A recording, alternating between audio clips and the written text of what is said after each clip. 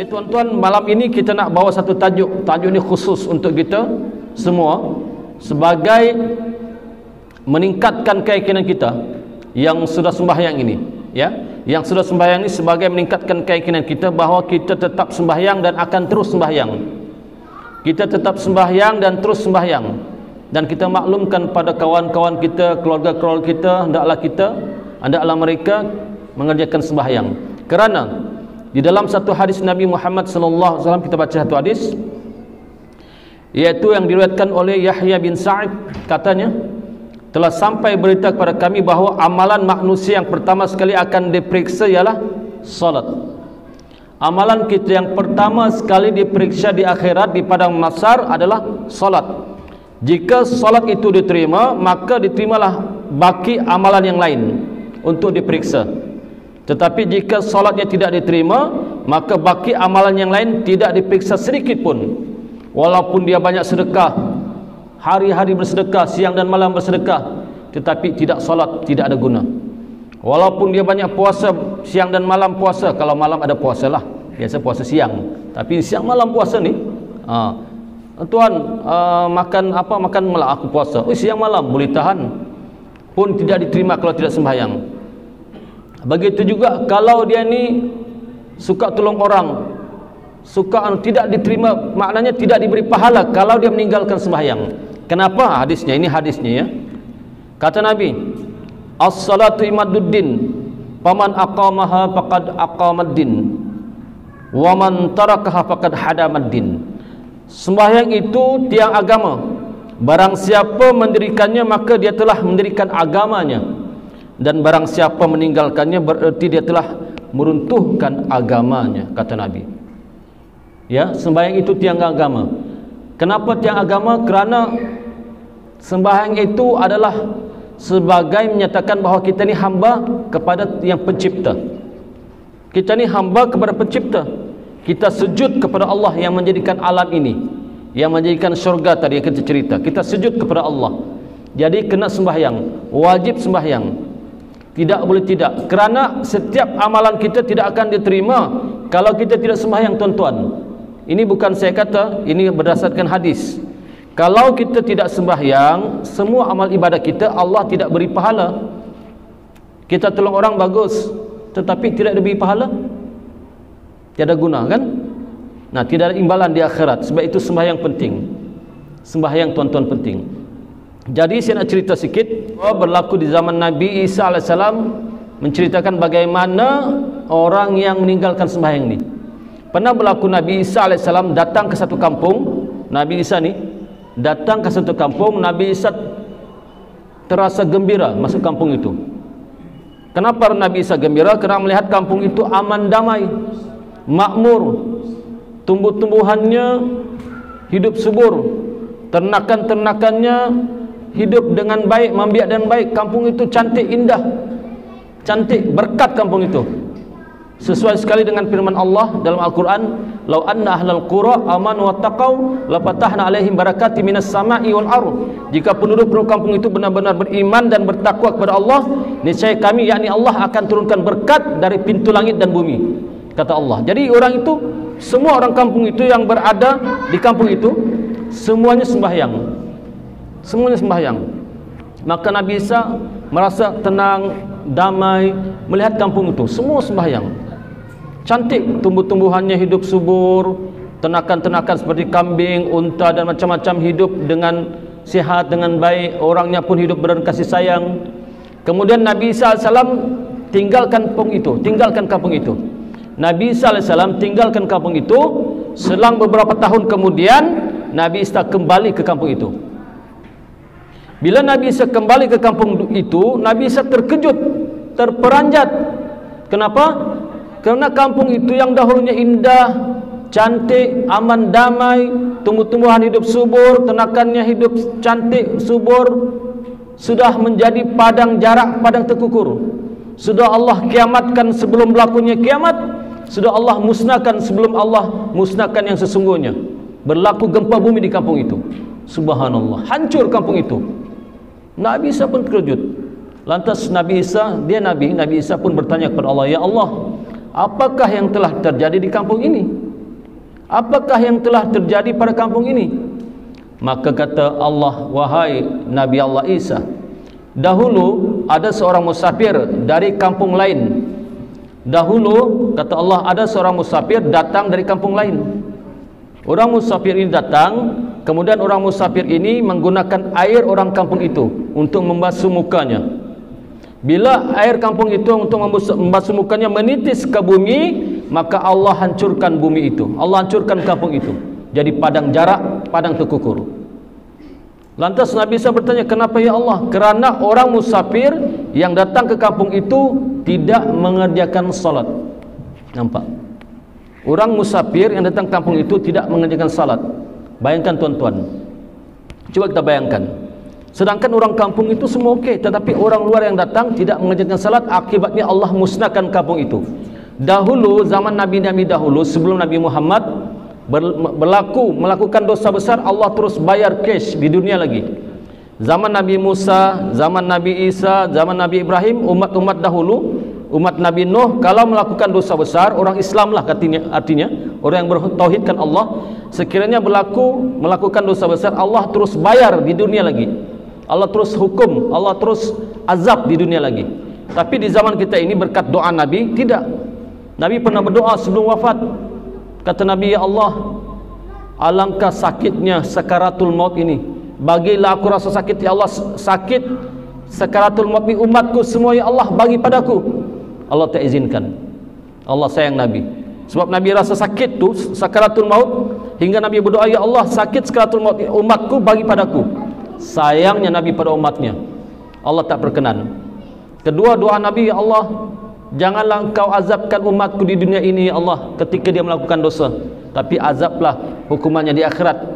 Artinya Allah simpan hukuman yang nak diturunkan kepada kita ini di akhirat, bukan di dunia.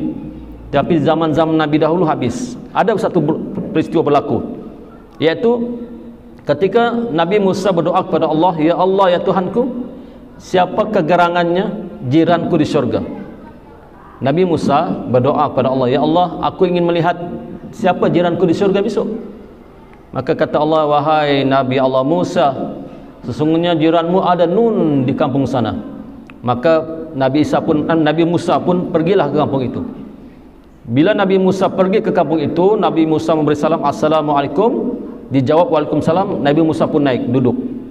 Ketika Nabi Musa naik, datanglah seorang pemuda laki-laki, kan, memberi Nabi Musa layanan duduk. Kemudian katanya, wahai Nabi Allah Musa, tunggu sebentar ya, saya masuk ke dalam dulu.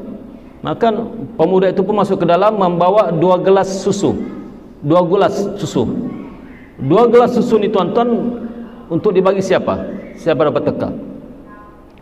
Pemuda itu masuk ke dalam, sedangkan Nabi Musa berada di ruang tamu. Pemuda itu masuk ke dalam membawa 2 gelas susu. Jadi 2 gelas susu ni bagi siapa? Bukan bagi pada Nabi Musa, bukan.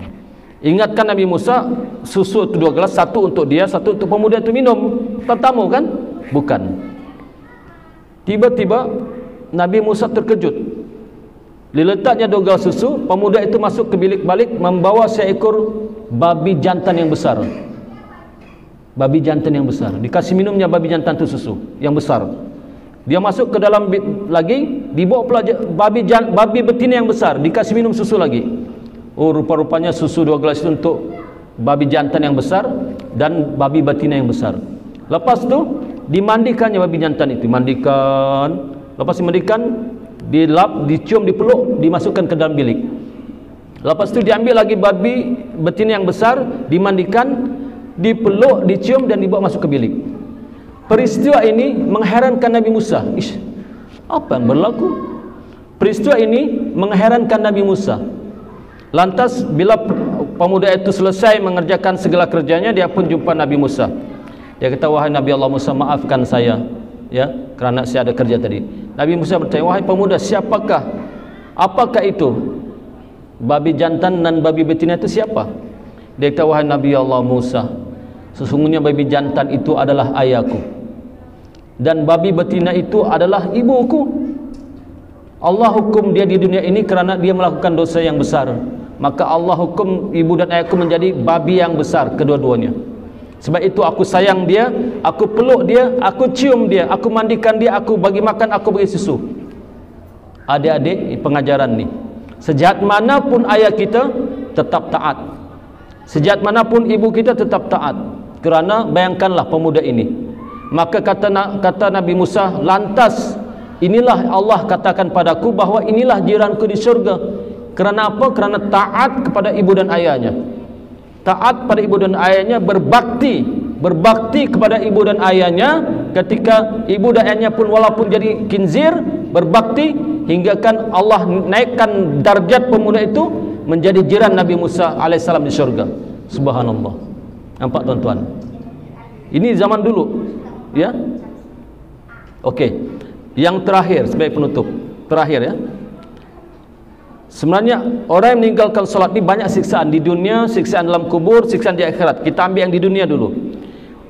Orang yang meninggalkan sembahyang ataupun solat ini, yang pertama siksa di dunia adalah dicabut keberkatan umurnya. Dicabut. Orang yang meninggalkan sembahyang ini dicabut keberkatan umurnya.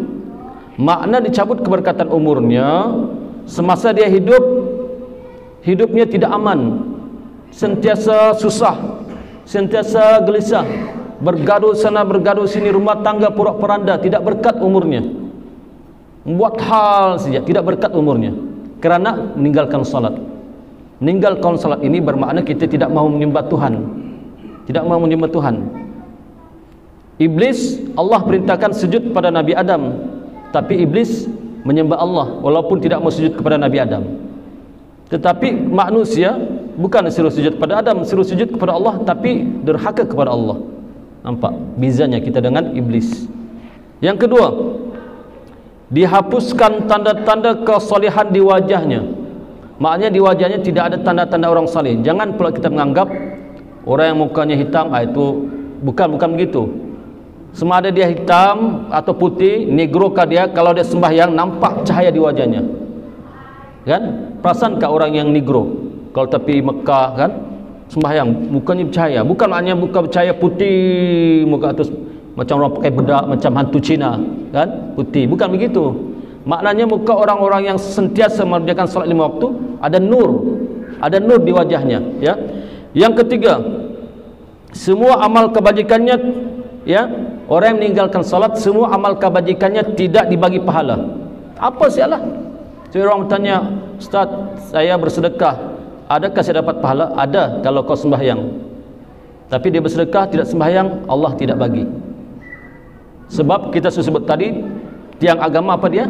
Sembahyang, tiang agama, bukan sedekah, tiang agama, sembahyang. Tiang agama maknanya kalau kita buat perumpamaan seperti sebuah rumah. Rumah itu kalau tidak ada tiang apa jadi? Apa jadi rumah? Walaupun cantik rumah itu, perhiasannya cantik, ada cushion cantik, langsirnya cantik, apalagi sekarang dekat hari ini cantik semualah, tapi tidak ada tiang, roboh rumah itu. Tidak ada tiang. Rumah di atas laut cantik, tapi tidak ada tiang. Jangankan angin puting beliung yang meniup, angin sepui basah pun roboh, tidak ada tiang. Tidak kuat imannya. Sebab itu nanti kalau Dajjal laknatullah hadir, datang, yang paling banyak tergoda oleh Dajjal adalah orang yang meninggalkan salat kerana tiada tiang agamanya. Tiada tiang agamanya. Mudah tertipu dengan Dajjal. Nauzubillahi min zalik. Yang ketiga, yang keempat, doanya tidak dimakbul oleh Allah. Orang yang tidak salat ini tuan-tuan, doanya, ampun maaf, tidak makbul. Bagaimana makbul? Kerana dia tidak ada akun bank. Kerana dia tidak ada akun bank. Macam mana kita masukkan duit kita ke bank kalau tidak ada akun? Betul tidak? Contoh, kita ada duit, kita mau masukkan ke akun bank, bolehkah? Tidak ada akun bank. Duit ada, mau masukkan ke dalam bank tapi tidak ada nombor akun bank, bolehkah? Macam mana? Lasas duit itu dimasukkan bawah bantal saja. Ini maknanya akun bank kita di akhirat ialah sembahyang. Apa nomornya? Subuh 2, Zuhur 4, Asar 4, Maghrib 3, Isya apa tu? 2, 4, 3, 4. Itulah nombor akun bank kita di akhirat. Kata orang Indonesia, rekening, nombor rekening di akhirat. Ikon bank kita. Jadi kalau dia tidak ada nombor ikon bank di akhirat, bagaimana pahalanya itu disimpan ke ikon banknya di akhirat? Kerana tidak ada tiangnya, tidak ada nombor ikonnya. Banyak dia buat bersedekah, berjuta-juta sedekah ke masjid, tapi tidak sembahyang. Jadi pahalanya itu tidak boleh disimpan oleh malaikat. Mau simpan ke mana? Malaikat mau simpan ke mana ni pahala orang ni? Tiada nombor ikon bank di akhirat, tidak ada. Maksudnya tidak sembahyang. Sembahyang itulah nombor ikon bank kita di akhirat.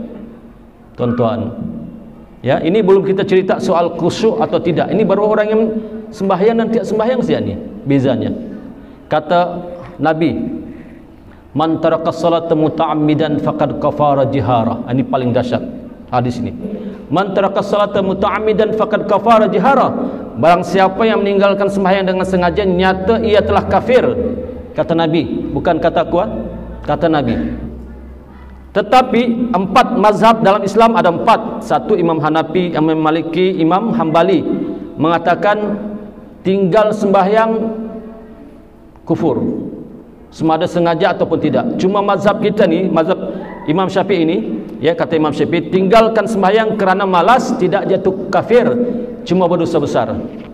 Mazhab kita tidak jatuh kafir, berdosa besar. Tetapi kalau dia kata sembahyang itu sudah tidak wajib pada dirinya, barulah jatuh kafir. Tapi kalau kerana malas, ini mazhab kita Syafi'i, kerana malas, kenapa nak sembahyang, malaslah, tidak jatuh kafir, cuma berdosa besar, tidak jatuh kafir. Malas aku tuan, lemah aku, lemas, demam aku tuan, tidak jatuh kafir, cuma berdosa besar. Contoh ya. Yang kelima, tidak mendapat bahagian dari doa orang-orang saleh.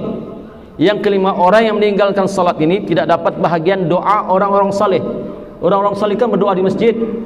Bukan kita lah, ini bukan kita orang saleh. Contohlah, Allah maghfir lana dzunubana wali walidina warhamhuma kama rabbayana shaghira. Jamil muslimin wal muslimat wal mu'minin wal mu'minat tidak dapat.